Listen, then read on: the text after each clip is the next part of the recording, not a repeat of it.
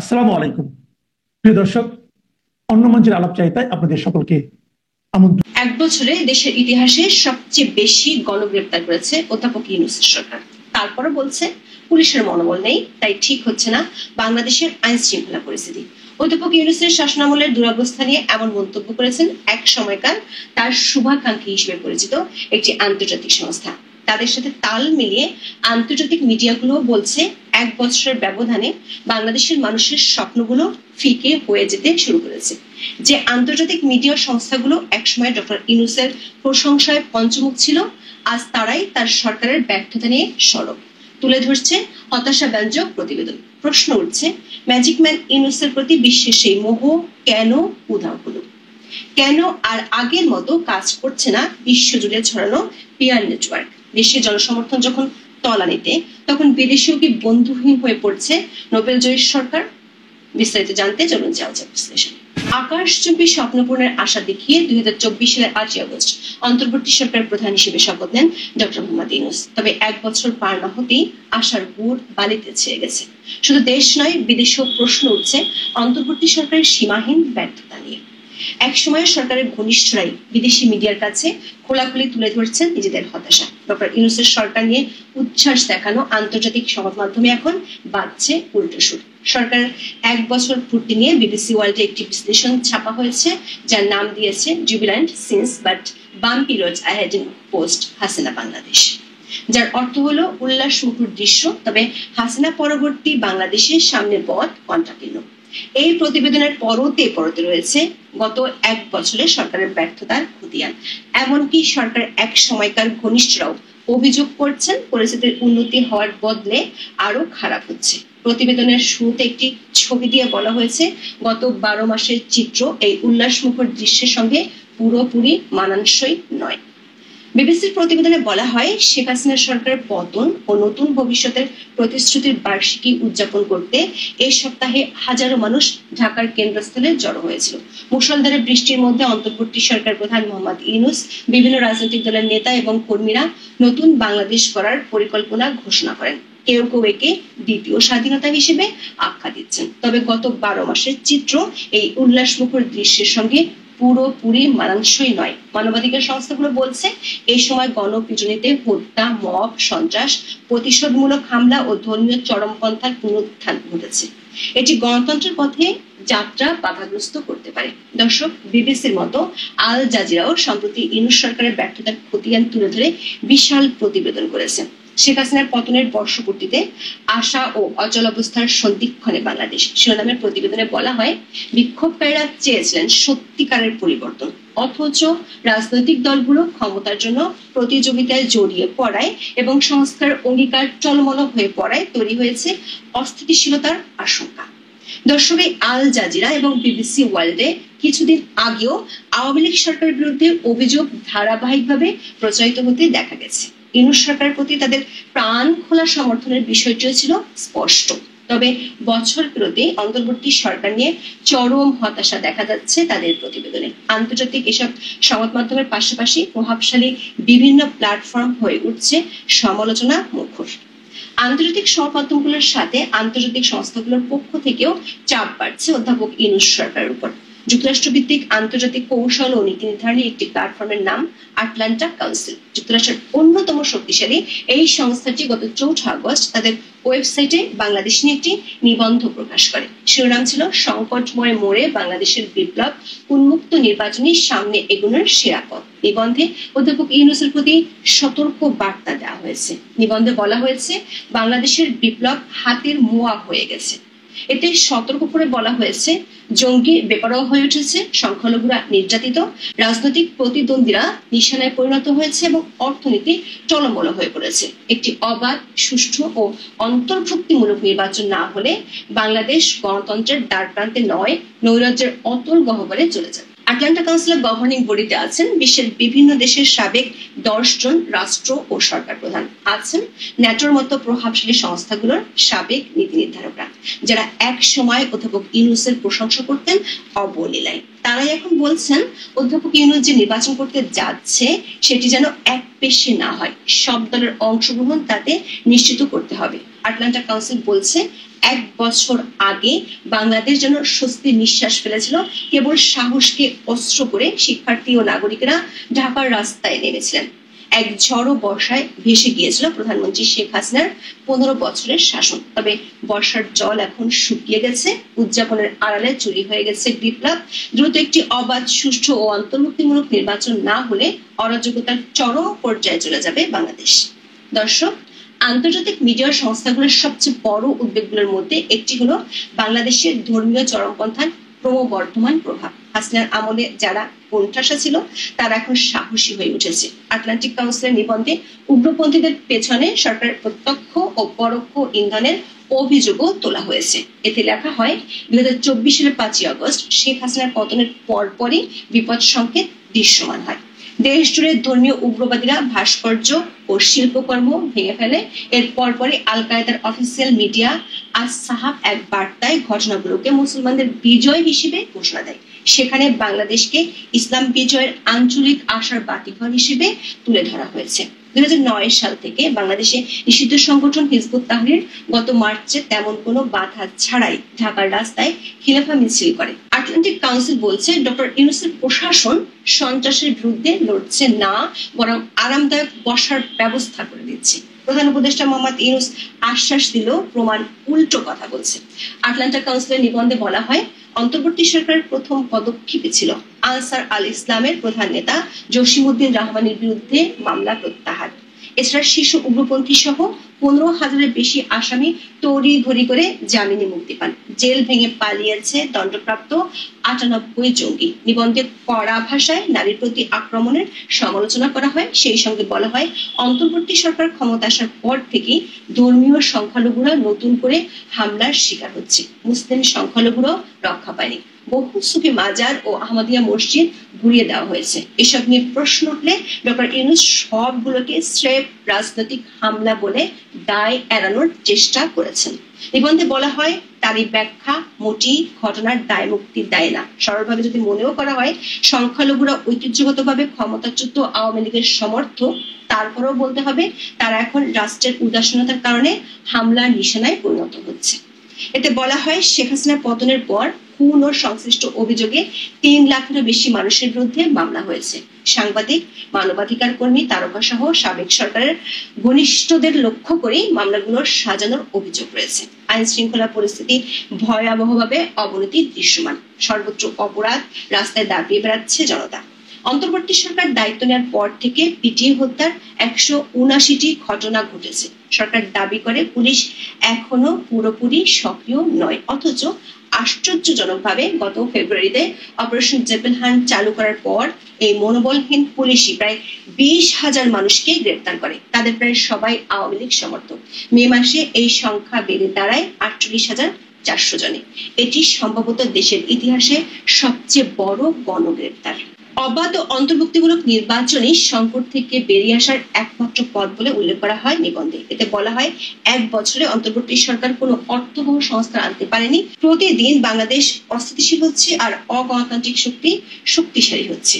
বেশি দেরি হলে দেশ গণতন্ত্রে ফেরার শেষ সুযোগ হারিয়ে যাবে। আওয়ামী লীগকে নিয়ে নির্বাচনের উপরে জোর দেওয়া হয় নিবন্ধে। এতে বলা হয়, রাগের জায়গা থাকতেই পারে, কিন্তু গণতন্ত্র বিকশিত হয় বিকল্পের ভিত্তিতে, প্রতিশোধের উপর নয়। বাংলাদেশের ইতিহাসের সবচেয়ে বেশি নির্বাচন জেতা, দেশের স্বাধীনতায় ভূমিকা রাখা এবং এখনো বড় ভোট ব্যাংক থাকা একটি দলকে বাদ দেওয়া মানে স্বৈরাচারী কৌশলের পুনরাবৃত্তি করা। এটি করা হলে ভোটারদের বড় অংশ ভোটাধিকার হারাবে, নির্বাচনের বৈধতা ক্ষুণ্ণ হবে, রাজনীতি আবার রাস্তায় নেমে যাবে। সেই সঙ্গে তৈরি হবে বিপজ্জনক নজির। প্রশ্ন হলো, আন্তর্জাতিক ক্রমবর্ধমান চাপ কিভাবে সামাল দিবেন ডক্টর মোহাম্মদ ইউনূস? তিনি কি একটি সেফ এক্সিটের পথ বেছে নেবেন, নাকি সব সমালোচনা উপেক্ষা করে বজায় রাখবেন একলা চলর নীতি? এখন বাংলাদেশ সেনাবাহিনীর ভেতরে ভয়ঙ্কর বিভাজন, চীনা যোগাযোগ, গোপন আনুগত্য আর আসন্ন নির্বাচনের আগে বিস্ফোরক প্রতিবেদন প্রকাশ করেছে ভারতের শীর্ষ দৈনিক আনন্দবাজার পত্রিকা। এই খবর শুধু ঢাকায় নয়, নড়ছে দিল্লি, ওয়াশিংটনও। কি আছে এই রিপোর্টে? এছাড়া অন্তর্বর্তী সরকারের 1 বছরে ধর্মীয় সংখ্যালঘুরা বেশি নির্যাতনের শিকার হয়েছে বলে খবর ছেপেছে পত্রিকাটি। এতে বলা হয়, বাংলাদেশের শীর্ষ পর্যায়ের নেতৃত্বের কাছে উদ্বেগ জানিয়েছে ভারত। আর কি কি বিস্ফোরক তথ্য প্রকাশ করা হয়েছে, চলুন বিস্তারিত জেনে নেই। বাংলাদেশের রাজনীতিতে সেনাবাহিনীর ভূমিকা কখনোই অস্বীকার করার মতো নয়। স্বাধীনতার পর থেকে দেশের ক্ষমতার পালাবদলে সরাসরি বা পরোক্ষভাবে সেনাবাহিনী গুরুত্বপূর্ণ প্রভাব বিস্তার করেছে। অথচ এই সেনাবাহিনী নিয়ে বর্তমানে নানা সমীকরণ, বিভাজন ও গোষ্ঠীদ্বন্দ্বের খবর সামনে এনেছে ভারতের জনপ্রিয় দৈনিক আনন্দবাজার পত্রিকা। 11ই আগস্ট বাংলাদেশে সেনাবাহিনীর অন্দরের নানা সমীকরণ শিরোনামে পত্রিকাটি একটি প্রতিবেদন প্রকাশ করেছে, যা ঢাকার রাজনৈতিক অঙ্গন এবং আন্তর্জাতিক কূটনীতিতে আলোচনার জন্ম দিয়েছে। বাংলাদেশ এমন একটি দেশ যেখানে জনগণ ঐতিহাসিকভাবে সরাসরি সেনা শাসন মেনে নেয়নি। তবে বর্তমানে রাজনৈতিক অস্থিরতা, অন্তর্বর্তী সরকারের ভবিষ্যৎ অনিশ্চয়তা এবং নির্বাচনকে কেন্দ্র করে সেনাবাহিনীর ভূমিকায় হয়ে উঠেছে আলোচনার কেন্দ্রবিন্দু। শেখ হাসিনা সরকারের পতনের পর 1 বছর কেটে গেছে, কিন্তু স্থায়ী রাজনৈতিক সমাধান এখনও অধরা। এই পরিস্থিতিতে আসন্ন জাতীয় নির্বাচন কতটা সুষ্ঠু এবং নিরপেক্ষ হবে তা অনেকাংশেই নির্ভর করছে সেনাবাহিনীর অবস্থান এবং ভূমিকার ওপর। আনন্দবাজার প্রতিবেদন অনুযায়ী, অতীতে ক্ষমতায় থাকা দলগুলো সবসময় সেনাবাহিনীতে নিজেদের অনুগত ব্যক্তিদের নিয়োগ দেওয়ার চেষ্টা করেছে। 2001 থেকে 2006 সাল পর্যন্ত বিএনপি নেতৃত্বাধীন 4 দলীয় জোট সরকারের সময়ে সেনাবাহিনীতে যেসব নিয়োগ হয়েছিল তাদের বড় অংশকে বিএনপির সমর্থক হিসেবেই ধরা হয়। বর্তমানে সেই নিয়োগপ্রাপ্তদের মধ্যে অনেকে কর্নেল, ব্রিগেডিয়ার পদে আছেন এবং তাদের রাজনৈতিক আনুগত্য বিএনপি ঘাঁষা। আর 2010-এর পরে আওয়ামী লীগ সরকারের সময়ে নিয়োগপ্রাপ্ত অফিসারদের একটি বড় অংশ এখন ক্যাপ্টেন, মেজর, লেফটেন্যান্ট কর্নেল পদে আছেন এবং তাদের আওয়ামীপন্থী হিসেবেই ধরে নেওয়া হয়। এছাড়া সেনাবাহিনীর একাংশের মধ্যে জামাত ইসলামের প্রভাব রয়েছে বলে আনন্দবাজার পত্রিকার খবরে বলা হয়েছে। আনন্দবাজারের প্রতিবেদনে উল্লেখ করা হয়েছে, সেনাবাহিনীর শীর্ষ পর্যায়ে রাজনৈতিক বিভাজন ক্রমশ তীব্র হচ্ছে। কিছু অফিসার আওয়ামী লীগকে প্রকাশ্যে অপছন্দ করেন, যেমন ফজলুর রহমান, কামরুল হাসান। আবার কিছু জ্যেষ্ঠ সেনা কর্মকর্তা অন্তর্বর্তীকালীন মোহাম্মদ ইউনূস সরকারের তীব্র বিরোধী।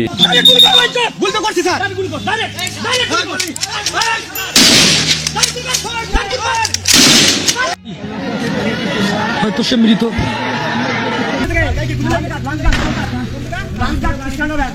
যশোর সেনানিবাসে GOC major general GM Imdadul Islam সহ কয়েকজন অফিসারের আনুগত্য জামাতপন্থী বলে অভিযোগ রয়েছে বলে দাবি করে পত্রিকাটি লিখছে, গোপালগঞ্জে বিক্ষোভ দমনের দায়িত্বে ইমদাদুল ইসলামকে দেওয়া হয়েছিল, যা রাজনৈতিক মহলে প্রশ্ন তুলেছে।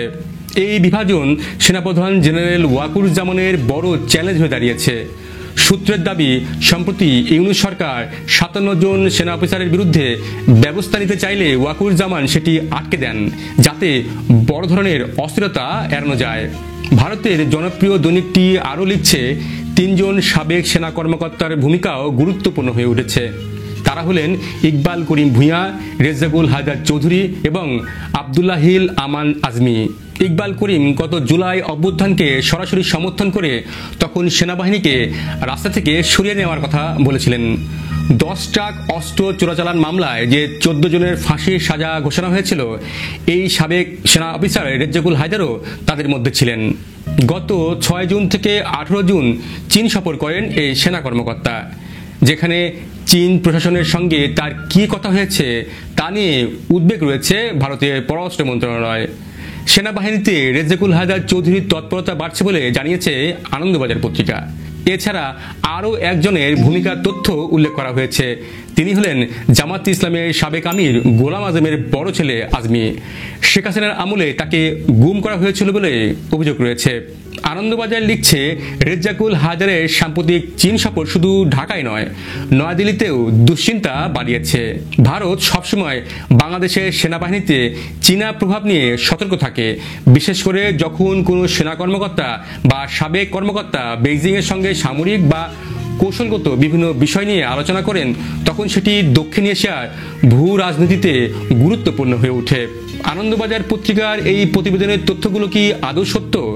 তবে গত ফেব্রুয়ারিতে র ক্লাবে আয়োজিত একটি অনুষ্ঠানে সেনাবাহিনীর প্রধান জেনারেল ওয়াকুরুজ্জামান বলেছিলেন, আমাদের মধ্যে মতের বিরোধ থাকতে পারে, চিন্তা চেতনার বিরোধ থাকতে পারে, কিন্তু দিন শেষে দেশ ও জাতির দিকে খেয়াল করে আমরা সবাই যেন এক থাকতে পারি। তাহলেই এই দেশটা উন্নতি হবে এবং এই দেশটা সঠিক পথে পরিচালিত হবে, না হলে আমরা আরো সমস্যার মধ্যে পড়তে যাব।